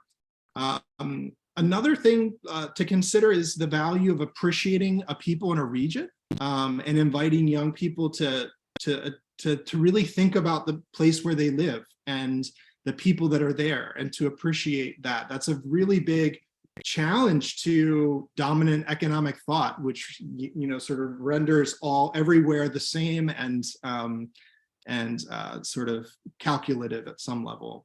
And then the last two things are to really think about how we mentor and how to create layered mentoring with young people, thinking about inviting young people to see themselves as mentors of another generation, if we want to build an infrastructure and an architecture that will bring about a different kind of economic future, young people need to not be seen as just those who are to be mentored, but as mentors themselves, and really to consider how this sort of intergenerational change might happen. So trying to think really, and this is the last point, is really trying to think long-term about how we bring about change. If we're thinking about how we're going to change the ways in which government bureaucracies work, if we're thinking about how we're going to change the way that businesses function and how communities are organized, one of the things that we like to talk about with young people is long-term time horizons, the long process of change to achieve goals, and that young people, not to lose faith if it doesn't work right away. Like, it's not going to, might encounter failure, might encounter challenges. And over the course of one's life, you might not even see the change that you're working toward, but you're really trying to achieve this goal that future generations will benefit from. And I think, again, that's another place to learn from our brothers and sisters who have been engaged in long struggles for social change, is that young people, to really, resilience can come from an understanding of one's role as a protagonist in a much longer process. As one of my mentors told me recently, it took 400 years to get us into at least 400 years to get us into this mess.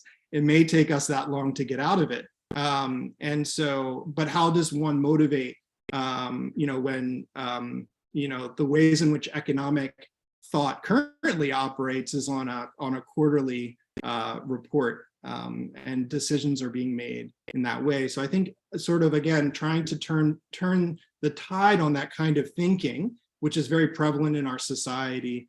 We have to be very careful and maybe think about how care for generations in the future is a kind of value that is really central to what we're all trying to achieve. So thank you so much. Thank you, Bradley. This was really, a good conclusion to our comments from our panelists, because really you left us with questions about what we can do, the idea of being protagonists in this,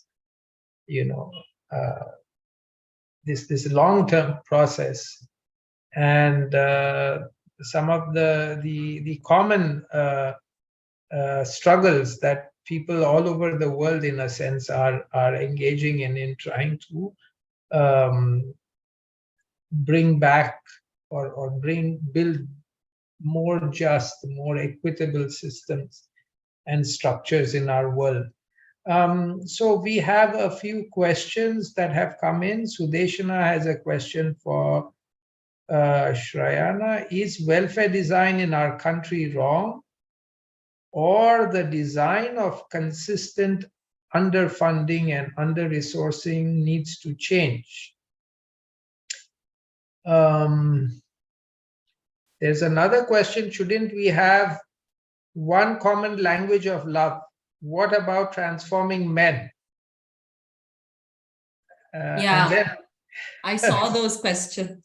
Can I just give a quick response, and then maybe sure. Bradley would also. So firstly, I really want to thank Bradley, because I found actually that whole concept around solidarity economies and some of that was very, very helpful. So thanks so much for that.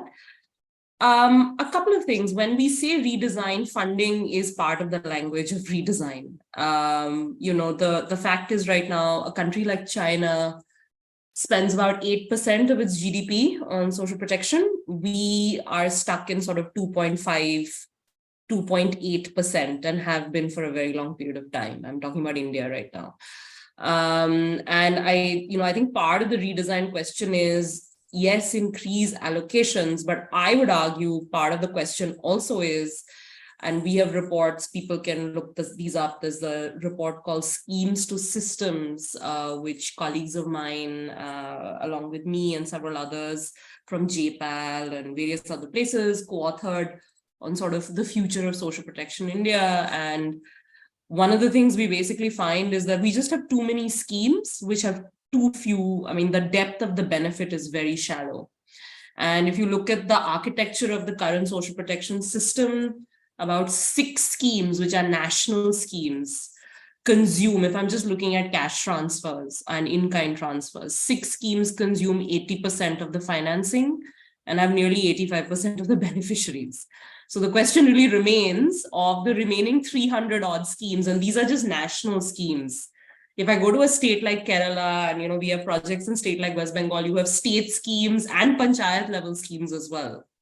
And I think the question we have to ask ourselves in that redesigning is, if we increase the allocations, I think one thing we could think about is, why not a higher payout to, say, the elderly through our social pensions, to female-headed households through our social pensions, and maybe we try and mainstream and streamline some of the other schemes which are legacy schemes. I think the question of redesign is not just a question of allocating more funds, but it's also an intra-allocation of how do you then allocate the monies between these 300 odd programs, where actually 5 or 6 perhaps are the largest and cover the most number of people. And then the other question around redesign is obviously the questions around, I think Dipa was mentioning, frontline workers.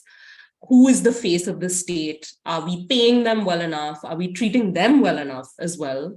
And the larger question also about the way these schemes interact with people. So I think the question of redesign and the question of, where are we in the sort of global benchmarks of social protection? Please read these reports. It'll give you a broad sense of where India stands. And I think there is a big question. India right now has more schemes than any other country at its GDP when it comes to social protection. Indonesia has around 12. I think China is coming up to be around 37, and we have around 300 plus. So that gives you a sense of where we stand, right? So I think that's a very important thing if you can't focus. I think the question around transforming men, I wrote a book on it. Please read it. It's called Desperately Seeking Shah Rukh. It's all about changing men, and Mirai Ben is laughing and she can add more. She knows many men who've been changed by the book. I'm joking. But one of the things actually, and there's studies that prove this actually coming out of Brazil, China, South Korea, 2 actually parts of Bangladesh, which basically show nothing seems to really change men more than women stepping out of the home. And I think the history of SEWA bears this out, which also has some role to play in this book that I'm talking about. Once women start stepping out of the home, that traditional understanding of the economy that men earn money, women earn love starts to change. Suddenly men and young boys watch their mothers participate in the world in a very different way. And that makes them realize that women don't just exist to serve their needs. They are not service workers. They are human beings who are agentic, who can follow their desires and sometimes not love them and not service all their needs. And I think that realization is very profound for a lot of young boys growing up in a very classical patriarchy. And I think boys from our precariat probably learn these lessons much earlier on, because their mothers often have no other choice than to be stepping out of the home, and they're seeing the way their mothers are being treated and interacting with the labor market as well. So I think when it comes to, I'll close with this, which is I'm a big believer. When I'm a student of economics, I'm a big believer that I do think the economy can play a very important role in changing human beings. And I think what Bradley was saying about this idea of economic organization, I do think, for example, the history of India teaches us that when women have stepped out, or when marginalized communities have stepped out, working together in like coffee plantations or tea plantations or factory floors or in home-based work, you do see the social fabric start to change, because they make, Narega is another great example of this, right? Collectives of people organizing. The reason the National Food Security Act changed was because civil society came together. So I think when instruments of the economy start to create spaces for people to forge solidarity, I do think you see a lot of change. And I think men can transform as part of that. Caste relations can transform because of that. And I think that's really important. We haven't talked about it that much. Worker relations can change a lot of that. And I think Mirai Ben was talking about it. So yeah, transform men, but I think that's to be honest, I often joke that transforming men is a more uphill battle in India, at least, than perhaps transforming the social protection architecture. So I'll start with that, and then the question of transforming men can perhaps come later. Thank you. Thank you, Shrayana. Yes, please. I was laughing because, I mean, I love the book, not because you're my friend, but I just thought it was really, so different and so many new ideas like your talk and also that of Bradley, which I really appreciate. But I wanted to say on this business of changing men, I agree with you, but one of the things that I found was also changing one's own mindset. If I speak personally, running these creches that Dipa mentioned, and it was all around women, and women were coming and mothers were bringing the. And then about 10 years ago, the women said, but why don't you talk to the fathers for a change? We're just overloaded. And, it really challenged a lot of our own biases, which was like, oh, they're not even bothered. And we were wrong, actually. They were bothered, they did care, and they did come forward. It's just that we didn't give them any platform or opportunity or space. And now they're regularly fathers for the last more than 10 years have been coming regularly. They do really supportive and really caring and concerned. It's not like they didn't care. So sometimes we have to challenge our own mindsets as well, I feel. I just wanted to say one thing that triggered my thinking when I was listening to Bradley quickly, if I may. I really like the idea of learning from communities of practice and, exposing young people to that. I mean, many younger people, Shrayana being a case in point, their lives were changed just by coming into contact with actions that give hope, that bring hope, and that have spread effect and ripple effect. And one of the things I was thinking, which is perhaps common to all our societies, including yours, is sort of revisiting some of the communities of practice and ways of traditional societies and communities, like Native Americans or our own indigenous people who had practices. I mentioned one, the land titles were shared. They were made to remove that and go according to the dominant caste, whatever you want to call it, a way of doing things, which is clearly anti-women. So, how can we learn from them? We've forgotten also in the context of climate change, how to live lightly on the earth. They know, they still know, but we have to listen. If we bother to listen and learn and relearn, and in a way reclaim what we did from many of the communities who I keep saying can do more with less, and with a real respect for Mother Nature, really, and for the planet and for our collective future. Many of us have lost that living in urban capitalist society. We need to relearn and de-learn as well as part of the process of caring, I feel. So thank you, Bradley, for stimulating that thought. And then, since I have the floor, since there was the question on how to stimulate the movement towards solidarity among ordinary people, how do we build their confidence and untap their creativity? Well, it's really not that complicated. And frankly, if you can do it as a complicated society like India, then you can do it anywhere. And I think the first step is just to listen. I remember when I joined SEWA, our founder, Ilaben, told me, just don't say anything. All of us are overeducated and are brimming with do this, do that. Just go and listen and observe. So, that was the best advice, to listen, observe. And then the path reveals itself. And the path has to be and is organizing people, which I'm again arguing we're not doing enough. And it's an antidote to the social isolation you spoke of, Bradley, and so many other things, to the divisions in societies like ours, which are divided by caste, class, ethnic, religious, etc. And then creating those organizations, the act of creating your own organization, what could be more creative and confidence building than that? So the confidence, in my experience, comes from doing. You don't lecture people and say, be confident, you know. It happens along the way if you support and encourage them, particularly those whose voices are not heard. Indigenous people, Dalits, young people, women, of course. I think that's where the confidence comes from, slowly. And also the creativity is unleashed in the group. I mean, think about it. When we all sit together, like on this panel, so many ideas start coming. And the creativity sort of bubbles up. It's almost like a collective creativity, if you will. So I think, I think the reason we are in a mess, and not just in India, perhaps everywhere, is that we've got to go back to basics. We've got to go back to people. Every single thing my co-panelists have said has pointed to that. Shrayana said we have to redesign. Why these schemes 300 plus don't work is because there was no consultation. Did you sit down with people at the grassroots and hammer it out? No.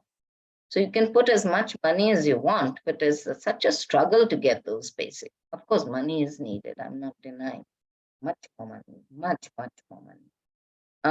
So just a few thoughts like that. Thank you.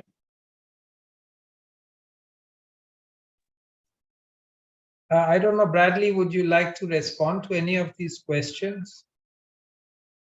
While you are thinking about it, I had a more general question for the panelists, because we are also coming to the end. This is more at the level of values, right? Which I think all the panelists touched on at different levels of emphasis. So the question is, it also to an extent ties with this question of, the role of men, in a sense, if one looks at, Bradley spoke of, the examples of those who created cooperative movements. Dr. Chatterjee, spoke of Gandhi's values. Now, when one looks at the way he, for example, to take Gandhi and his constructive program, you see in his framing, at least to the limited understanding that I have, service was a value, right? There was immense merit in serving another human being. And this is in all religious traditions, the idea of the Good Samaritan, that somehow it is what makes you human when you learn that your well-being lies in the well-being of another, and until you really learn as an individual, you're brought up to watch out for others in your neighborhood, to make sure that if something adverse happens to them, or if they suffer a want, that somehow you are not isolated from it. That in a sense, to counter that apathy, which Shrayana was talking of, this empathy that is required. The question is, what thoughts do you have about that? Like, how, in a sense, how does one, because it seems like all these interventions to ensure that they are oriented in a direction which does not get co-opted by capitalist structures again, there needs to be a value orientation. Somehow it needs to be guided by these higher ends, which don't become, you don't turn them a means again to economic growth or some. So I just wanted to throw it open to the panelists if they had any thoughts on this.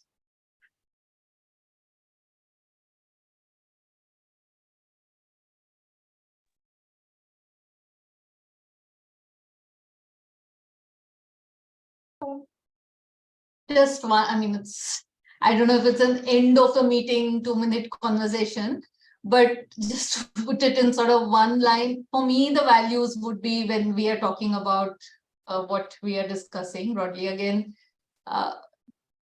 along with, of course, a caring society, would be justice, equality, and rights. I think if that is the base that we are starting from, not because of what it will do, but just that is it just, is it equitable, and are we guaranteeing rights or violating rights, and what system would ensure this, would be what my frame.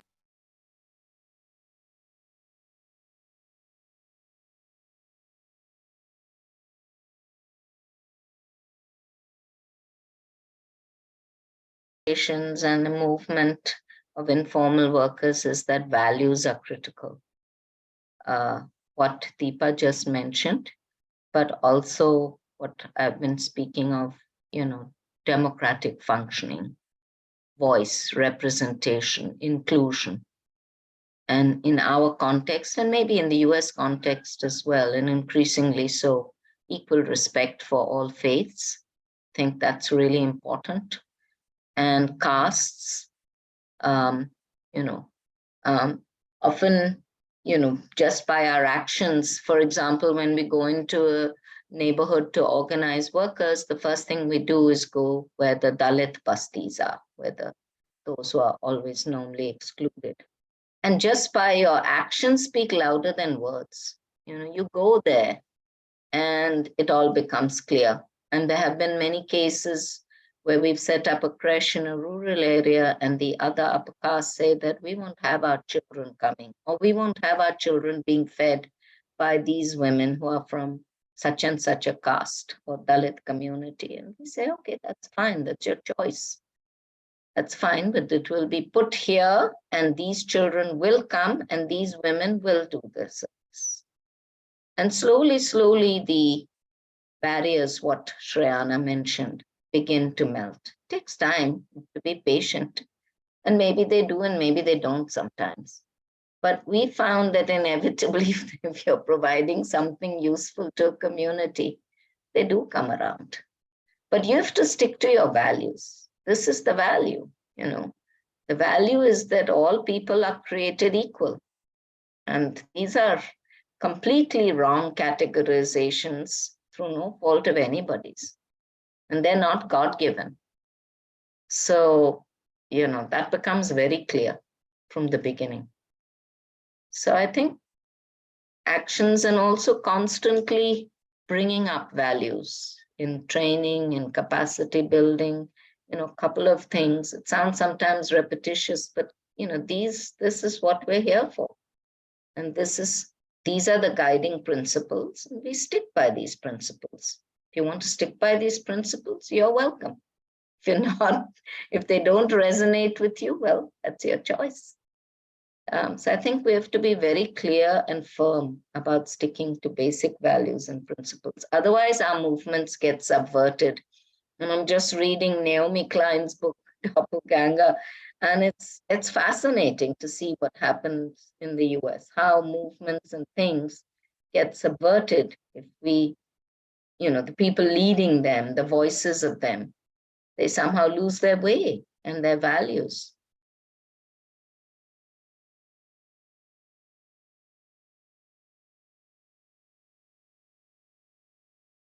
Bradley, yeah, go ahead, then I'll come in last. Yeah, I think that this question of values and principles is very crucial. I think that it's much harder in practice to live principles and values and to sort of make those efforts. I think that, again, it's one thing to have values and principles, and it's another to practice them. And I think that Dr. Chatterjee has made that point, and I think that when we do practice our values and principles, it has effects on people's level of trust in terms of what it is that we're doing and we're saying, and it actually kind of contributes to other people's sense of confidence that they can live those values too. So there's other effects in terms of when we try to practice these things and to live according to a certain set of principles, I think that it can attract attention. And so in that respect, it's also really very important for the movements that we're talking about. And I just wanted to mention a couple of things that, again, Dr. Chatterjee brought attention to as well, which is the concept of listening and observation first. It's one of the things that young people I've noticed that we work with. We actually have a workshop that was developed by one of the students that's really focused on listening very attentively and gathering stories and making observations from them. I have found that this simple act of listening is one of the very important ways that young people can build confidence, because it's something that you can do in a meaningful way. And I think that consultation and learning how to consult thoughtfully, it's not an easy thing to do, but it's certainly, if you're listening well, you can then begin to consult well. And I think the other word that I would put, or concept that I would just like to float here at the end, which we don't have time to talk about, is the concept of accompaniment, as in relation to organizing and mentoring. So it's a different word than mentoring, which often has a sort of top down, or sort of mentoring is like there's someone who's knowledgeable and someone who's not. And in organizing, it's obviously moving towards building an institution or some form of institution.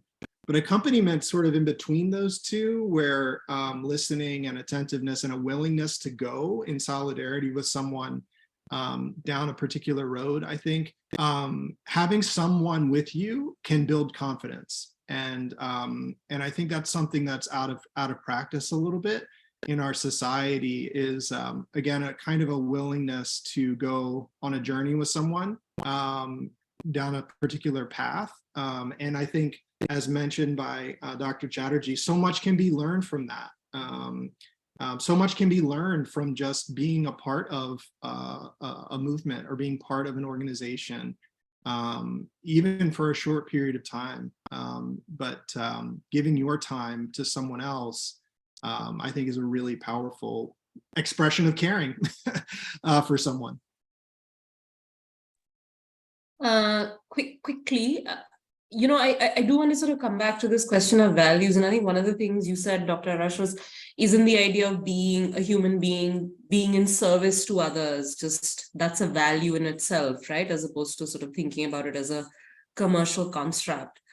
But I do want to say that in extremely unequal societies, and I do think here India is a very unique case, because remember, being in service towards someone is almost the foundational fabric of the caste system in India, right? That there are, this segregation of who is doing what and who is serving whom. It feels so lopsided that I think the real value, and I think Dipa sort of mentioned this, it's equality, but to me, it's also a question of dignity, that, if we're not able to strive for everyone to think about a dignified life, and I do think, I think it was in this wonderful political scientist, I'm forgetting the name, who said, dignity is one of those concepts where there's no relative deprivation, right? You can always feel that you're unequal relative to someone else constantly. And I think our global politics, I think, is right now about this petty language of relative deprivation, where, Indians in the top 10% feel like they're not doing well enough. And, I mean, it's just ridiculous if you listen to some of the things you hear.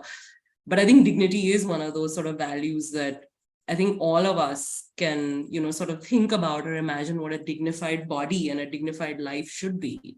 And dignity in our ways of dealing with others, even I think in these ages of tribalism, where I think we can be tremendously compassionate and caring towards people who we like and who are sort of part of our networks, and demonstrate exactly the opposite kind of behavior to those who we may disagree with.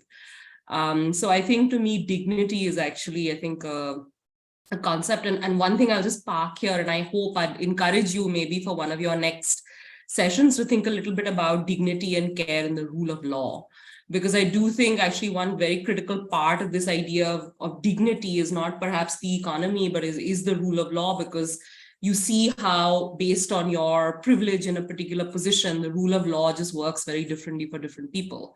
And I think it creates a lot of resentment. It creates a lot of unhappiness, and it creates a lack of caring, because there's a lot of apathy that produces.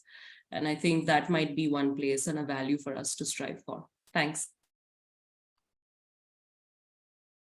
Thank you so much, Shrayana, especially for helping us see the more contextualized context of, to contextualize this question of service in the context of, the very unequal society we live in, and for bringing up, and also for the other panelists for bringing up the other very valuable thoughts that you have shared. Unfortunately, we have exceeded our time limit, and we have to, all good things come to an end, and this has been a very thought-provoking and stimulating conversation. I'd like to thank all of you for really taking time out and sharing your very well-considered views, which hopefully will serve as the basis for further conversations on this theme. I hope we have a chance to collaborate again in some form and way. I'd also like to thank our participants on Zoom and Facebook. The recording of the webinar will of course be also shared on our YouTube page, which will then make it available for a wider viewership. Thank you, everyone.